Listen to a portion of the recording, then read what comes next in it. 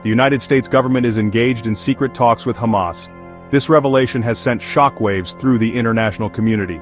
The talks, mediated by Qatar, are focused on a highly sensitive issue: the release of American hostages held in Gaza. While the exact number remains undisclosed, the situation is dire, with American citizens caught in the crossfire of the Israeli-Palestinian conflict. The families of the hostages have maintained a painful silence, clinging to hope for their loved ones' return. The U.S. government has been tight-lipped about the details of these negotiations, emphasizing their commitment to bringing every American home safely. These clandestine discussions highlight the complexities of international diplomacy, particularly when dealing with organizations deemed terrorist entities by the United States. The secrecy surrounding these talks underscores the high stakes involved. Any leak or misstep could jeopardize the lives of the hostages and derail the entire negotiation process. The situation is further complicated by the deep mistrust between the involved parties. The involvement of Qatar as a mediator is crucial in this delicate dance.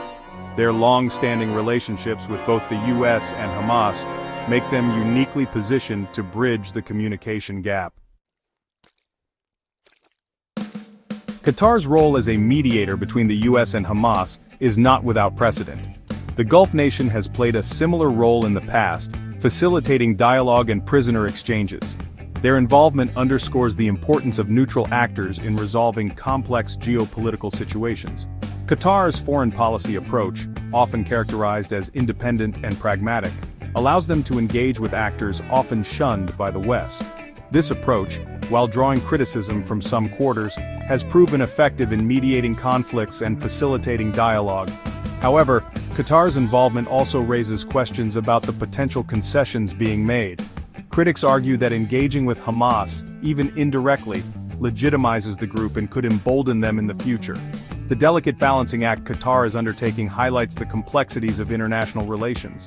Their actions will be closely scrutinized by all parties involved, with potential implications for regional stability and beyond. The United States has maintained a long-standing policy of not negotiating with terrorist organizations. Hamas, designated as a terrorist group by the U.S., poses a significant challenge to this policy. The current situation presents a dilemma for the Biden administration, forcing them to navigate a delicate balance between adhering to established principles and securing the release of American citizens. The indirect nature of the talks, facilitated by Qatar, allows the U.S. to maintain a degree of separation from Hamas. This approach, while pragmatic, does not negate the fact that communication is occurring with an organization deemed a terrorist entity. This situation has reignited the debate about the effectiveness of the U.S.'s hardline stance against negotiating with terrorist groups. Proponents of the policy argue that it is crucial for denying legitimacy and concessions to such organizations. However, critics argue that it limits diplomatic options and can hinder efforts to resolve hostage situations and other crises.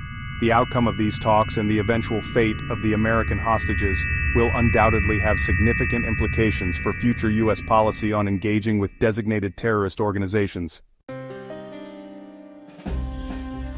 The secret U.S.-Hamas talks are taking place against a backdrop of heightened tensions in the region.